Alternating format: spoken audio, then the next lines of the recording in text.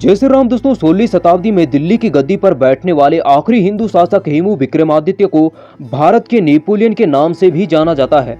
एक साधारण परिवार का सदस्य होने के बाद भी हेमू ने भारत के इतिहास में असाधारण और शानदार कार्य किए। अपने विचारों और दृष्टिकोणों के माध्यम से अपने देश भारत को एक शक्तिशाली राष्ट्र बनाने के लिए जबरदस्त प्रयास किए।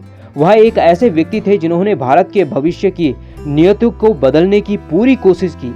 आइए इस वीडियो के माध्यम से जानते हैं भारत के महान सम्राट विक्रमादित्य के बारे में। जब आदिल शाह को खबर मिली कि हुमायूं ने वापसी कर दिल्ली के सिंहासन पर कब्जा कर लिया है, तो उन्होंने हेमू को मुगलों को भारत से निकाल कर बाहर करने की जिम्मेदारी सौंपी।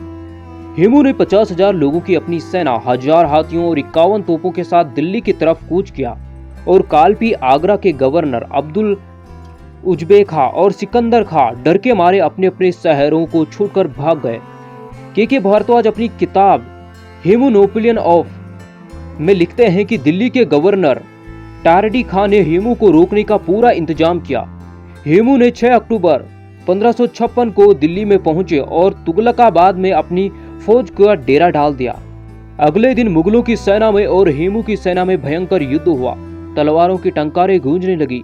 हेमू की सेना मुगलों का मर्दन करने लगी और काल बन के मुगलों पर टूट पड़ी और इस युद्ध में मुगलों की हार हुई और हेमू ने दिल्ली पर कब्जा किया और हेमू एक हिंदू शासक के रूप में उभरे। उन्होंने दिल्ली में अपना शासन स्थापित किया और इससे पहले उन्होंने अपनी 22 लड़ाइयां लड़ी थी और 22 लड़ाइयों में उन्होंने विजय हासिल की। उन्होंने अपने नाम के सिक्के गुदवाए और उसके बाद पानीपत की दूसरी लड़ाई में अकबर से उनकी भिड़ंत हुई। अकबर इस युद्ध को हार चुका था और बुरी तरीके से हेमू की सेना उस पर टूट पड़ चुकी थी। लेकिन उस समय हेमू अपने हाथी पर बैठे हुए थे और उन्होंने कोई कवच भी नहीं पहना हुआ था। तभी दुर्भाग्यवश एक मुगल सेना का बाण उनकी आंख में लग जाता है। मुगल सेना बुरी तरीके से हार रही थी, लेकिन हेमू की आंख में बाण लगने के कारण हेमू ने उस बाण को निकाल दिया और आंख में एक कपड़ा बांध दिया, लेकिन वैसे ही लड़ने लगे।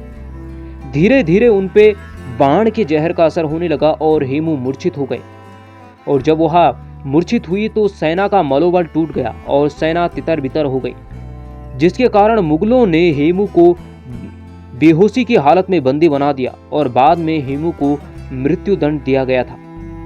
तो दोस्तों, इस प्रकार महान सम्राट हेमू, जिन्होंने भारत के इतिहास में एक महत्वपूर्ण योगदान निभाया था।